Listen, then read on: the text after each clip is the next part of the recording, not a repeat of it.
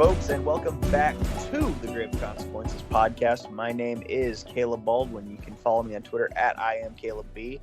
Follow my co-host, friend, and producer, Greg, at XMaserati. Follow the show at GC_cast on Twitter. And as always, check me out every Wednesday night right after AEW Dynamite on Eddie and Caleb's Hero Cast. That is a hero movie-based podcast. Today, we are here to review Season 3, Episode 9 of Lucha Underground, of course. And the working title of that episode was Loser Leaves Lucha. But, Greg, I believe you had an alternate title picked out this week. That is correct. We are going to go with a phrase that Matt Stryker says early in the episode, and I was just telling you I could not tell you for the life of me what it was in reference to. I think they were talking about the main event, but we're going to be titling this "Corduroy Pillows Leave a Lot of Headlines." Yeah, that's a direct quote from Matt Stryker. It's a gem. Absolutely. So, again, as the title suggests, loser leaves Lucha. The big main event tonight, and as such, Chavo Guerrero Sr. is in the temple. Matt Stryker is introing us into the show, and Dario cuts him off. I love it. I think this is the first time we've seen that happen. Yeah, it was very strange the way he did it, but I think it was an ad-lib, and I think it was pretty funny, though. Basically, just said, shut up. Exactly, yeah. And Dario cuts him off because Dario is standing next to the Dial of Doom, and we're getting one more spin before Aztec Warfare. And this spin lands on Dario's choice. And, Dario got to thinking, he's like, well, I could do Pentagon, but, my brother's already beaten Pentagon Dark. But this gave me an idea. How about we give an opportunity to someone who's never had an opportunity like this before? And as such, Dario Cueto has decided to give a title shot to Cortez Castro with a broken arm. Yeah, they went after Castro. I mean, I guess this was a good opening match. It's continuing a storyline I don't care about. Yeah. I don't think we've gotten to the payoff either for it. I think that's actually. You could argue we never got to the payoff of that storyline. True. If you narrow it down to Cortez Castro, he has some more stuff that happens. I don't know. This is just one of the weakest storylines. It's nothing wrong with it, terribly wrong with it. This was an interesting opening match, and it was. I enjoyed it. It was a pretty fun match. It's interesting seeing him as an underdog because he has this face about him that just makes him better as a villain. Not saying he's ugly, but just his facial expressions. He's better as an evil character. I mean, he could make creepy facial expressions. Yeah, no, he's definitely a rudo. And the thing of this match here is this was just pure domination. And, bruh, Matanza broke the cast. He just bent his arm back and just broke it. Yeah. It was weird that they had a blood stain on it, though. It's like that wouldn't, unless he has a bone sticking out. Why is there blood? Exactly. They went a little over the top. It's like an idea of like, oh, what would if you asked a kid what the inside of a cast would look like, Yeah, and I could see if like it was reconstructive surgery, right? Yeah. And they were cutting you open and putting stuff, inserting like a metal rod or something. But I don't think that's what happened. Yeah. Now, what's funny is Cortez actually got a short-lived hope spot, and Vampiro was actually, and I love when color guys will do this. I really do. But color guys will just get so enthused when a babyface has a hope spot, and they will like actively start rooting for someone because, again, this is a scripted sport. So, seeing that, feeling that enthusiasm and seeing that that energy from the color guy is always a great sight to behold, in my opinion. I loved when Jerry Lawler would do it with like basically any John Cena match. I'm going to be honest with you. And I was glad to see it here as well. But Hope was very short-lived. Like I said, it was mostly from pieces of the cast, pardon me. And just like I said, short-lived hope, Wrath of the Gods, and Matanza is still the Lucha Underground champion. I think I brought this up to you before, but I'm pretty sure it was in some of the recent episodes how I said, it would probably be better if Matanza's finishers were like a German suplex or even a super crazy lariat. I feel like, and this is nothing against you, but I feel like every time we talk about Matanza, we're like, what about his finisher? No, you are right. I do come back to it because I meant to bring this. I didn't leave a note, but I wanted to talk about Matanza. I actually really like him. Like I'm a complete 180. This is just like how I felt about who was the other wrestler we did a complete 180 on in season 1. Hernandez. Yeah, like I've been enjoying these open challenges. I think I like when John Cena was doing open challenges, when Cody was doing open challenges. I kind of love open challenges. They kind of force the writing and the creative to build people up. Yeah. It's simple and easy. It gives people, even in losing opportunities, hope spots and visible pins, like, when they kick out because of something, but it looks like it could be a pin. It gives credibility to moves and finishers. And unfortunately with Cortez, I think they're trying to build him up, but they just don't really succeed very well, in my opinion. But I love Matanza in season 3. And, I think upon rewatching it, he's taken the place of Pentagon just because we know what Pentagon does. I still love Pentagon Jr. I'm still a fan of him, even though we joke about it a lot. He's still one of my top wrestlers, but Matanza is this is the best I've ever seen of Jeff Cobb, frankly. I haven't seen his recent stuff in New Japan, and there's never been anything wrong with him. I do not mean to imply that. If you were to tell me this was, if I didn't know, and you were to tell me that this Matanza was Jeff Cobb now, I'd be surprised because just the way he wrestles like a monster, like Jason, like a horror monster. And in this match, even though I've been critical of Tour of the Islands, this was the best one. I think it looks better on smaller wrestlers than on bigger guys. Well, inherently it does because Jeff Cobb is going to be able to rotate them more. This is just again, I don't think it's been a great finisher before, but here it looked fine. It looked amazing, actually. Mm-hmm. Well, after the match, Matanza is posturing, and so is Dario. They're posturing over Cortez Castro, and Dario says, "Hey, come back as soon as you can and get plenty of rest under covers, rat." Yeah, this actually made me wonder how much the audience knows about the other storylines. Yeah, I wonder how much of that they had filmed before season 3 started airing on television. Because there's a few moments, I'm not sure if it's in this episode or next episode, but where I feel like even though they don't show us, I'm almost certain they had to have had segments that they didn't film or that they didn't send, just so that they would clue the audience into what's happening. Just because that was kind of cool, and it did continue that storyline. And frankly, knowing what happens in the future, he kind of got off easy, actually. If you really think about how Matanza treats people later on, or even in the past, I'm pretty sure he's eaten people, right? Well, didn't he kill his mom? Come on, dude. Yeah, true. I mean, in the match, though. Oh yeah, for sure. No, you're right. Just considering that it's Lucha Underground, I understand what they were trying to go for, but it's just tame in comparison to stuff they've done in the past. So it kind of just, it just kind of went out with a whimper. Yeah, a little bit.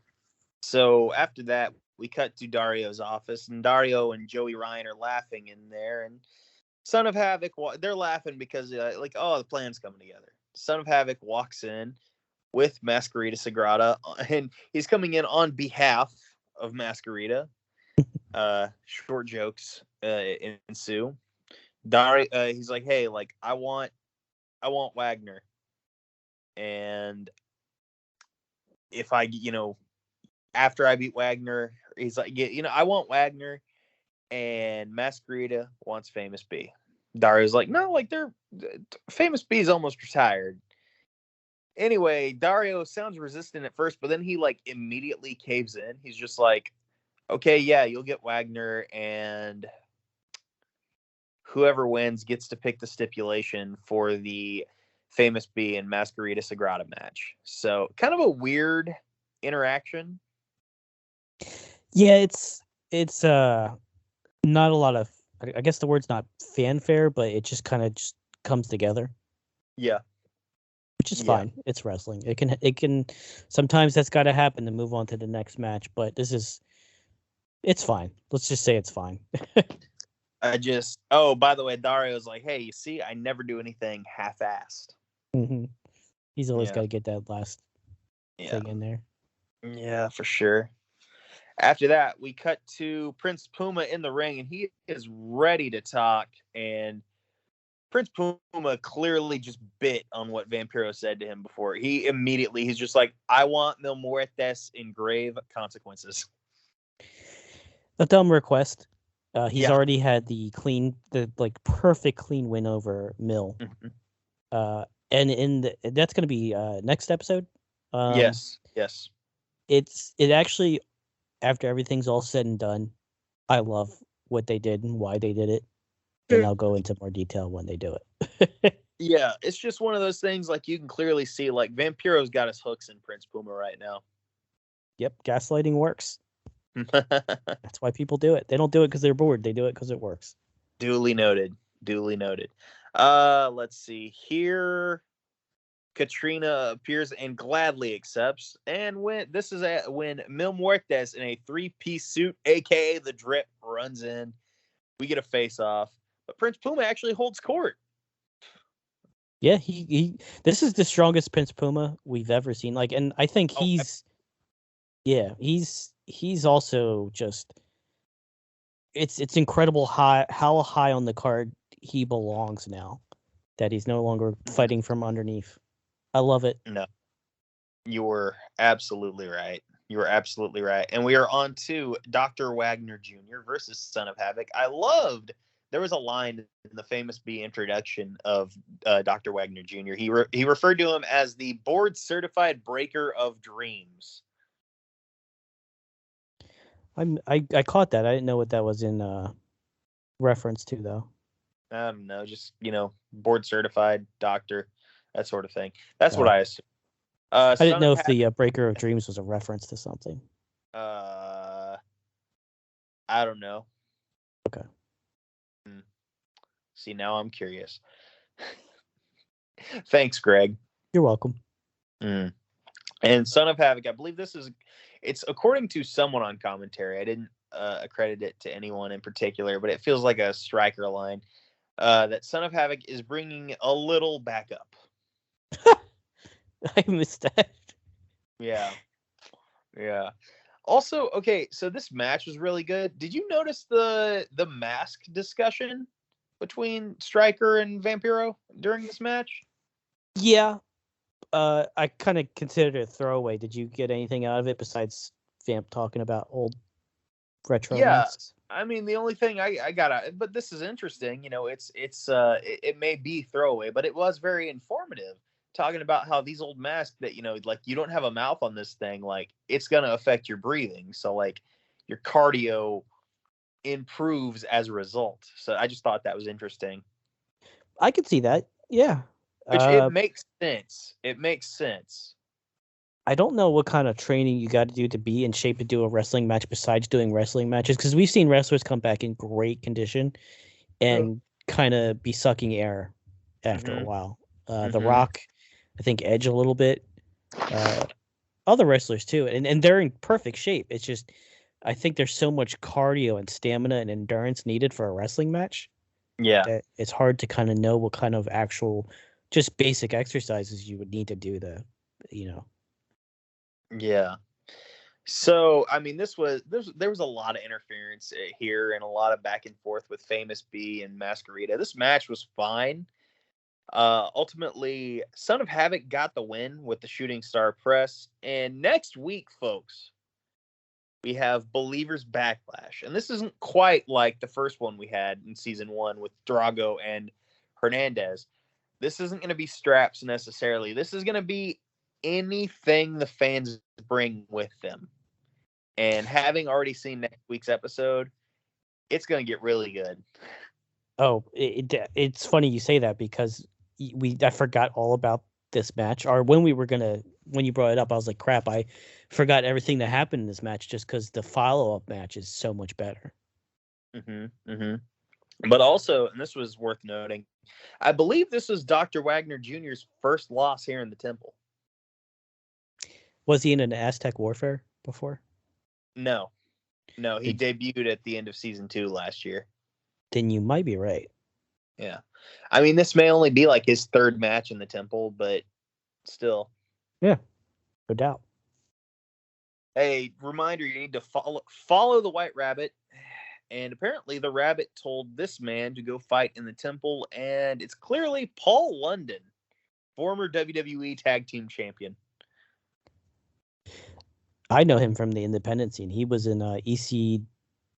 ECWA or whatever. It was a East Coast promotion. I went and I saw him, Christopher Daniels, and a guy called Chance Bennett, who had an awesome submission. It's like it's the one where you do like a sharpshooter, but you're holding their legs with your hands and you're folding them forward. You're facing towards their head. Yeah. Wait. Describe that again. You kind of like you twist their legs around, and instead of sitting on their back and holding their legs back, so we've got them in like a reverse crab position.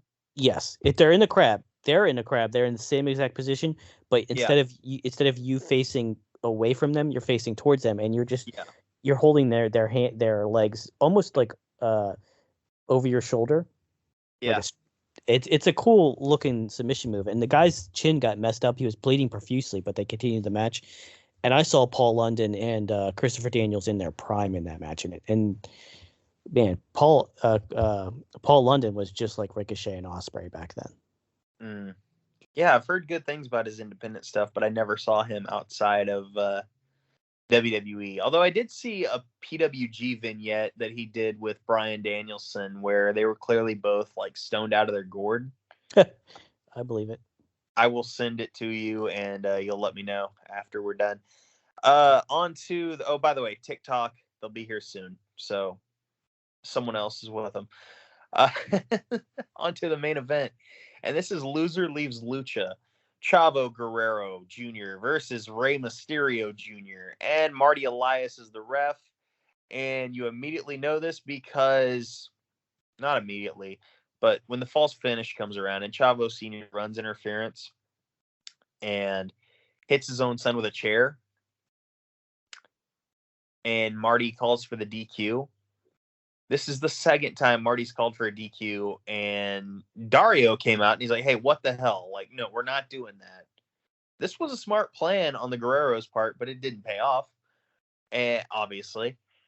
But I do like the continuity of Dario continuing to be pissed. Like, don't call for DQs in the main event.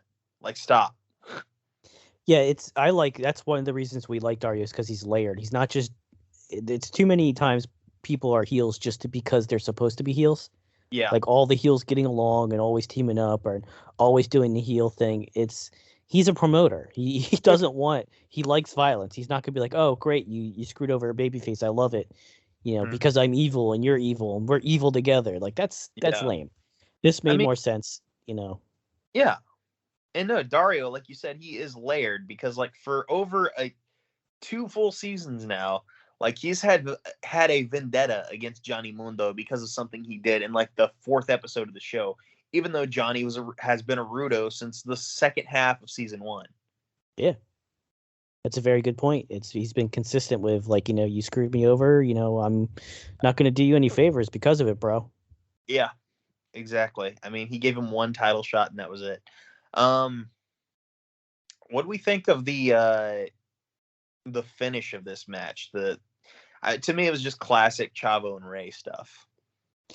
It was fine, and this might be his Chavo's second best match. I behind think, Cage. yeah, that cage match was pretty good. Yeah. And there was nothing technically wrong with this match. It was fine. Yeah. It's just it was Chavo and Rey Mysterio. Like as soon as Rey was trusting his Chavo Senior, you're like, what are you doing? Come on. Yeah. Rey Mysterio, like, it's like, are you like the Mexican Sting? What's your problem? It was stupid. And at the beginning of the episode, they showed the flashback where he's like, Chavo. It was Yeah. fine. It's just there's so much better stuff, and you're building up Rey Mysterio. You don't really need to do that. Maybe No. you're just giving Chavo a send off. It's fine. That's how I feel about it. It's fine. I'm not Yeah. going to recommend it. I'm not going to chastise it or say anything's wrong with it because technically there's nothing wrong with it. It's just I'm not into it. Yeah. Ooh. Yeah, I think you're right. I'm sorry, guys. I'm working a new shift. It's like 5:00 p.m. over here in Oklahoma, and I am tired because of this new shift that I work. But that being said, that is the show. That's the episode, right? Yeah, and I'm ready to grade if you are. I don't remember anything else happening. No, absolutely, absolutely. This was solid. I'm gonna give this a B, man. Like, there's nothing like offensive about this show, but there's also nothing super memorable. I'm gonna have to give it a C just because it's I think it's there. Yeah. And I got nothing bad to say about it. But if you skipped it to go to the next episode, you're fine. So I have a theory, and we've already kind of discussed a little bit about next week's episode, but I have a theory that how much you loved next week's episode kind of put a damper on this one. It did, no doubt. Because we watch these in twos, so we kind of compare them both to each other. Yeah, I think normally I would try to judge everything in a vacuum, but I think it actually helps me. Yeah. To scale things. I think we may have given. Well, actually, no. I think we did a good job of grading, but I want to avoid giving everything like, "Oh, this is great," or "This was good," because not everything's good. Sometimes things just are. And I think this episode is one of those. Like, if you're enjoying it, or if you did enjoy it, it's a retro show, retro review. But if you were someone that's like, I need to watch every episode, you're gonna be fine. It's a perfectly fine episode. But if you're someone that's like, no, I just want to watch the best of Lucha Underground, you're okay to skip it. Yeah, for sure. For sure. So, folks, that is the show. Make sure you check out everything here on the Social Suplex Podcast Network. Rate, review, follow on Apple Podcast, whatever other podcast app you use. We appreciate it. Give us 10 stars. We want 10 stars, man. Yeah, and definitely don't go and rate the other shows 1 star less than us. Exactly. Definitely don't do that. Get us up to those JRE numbers. We're trying to move to a compound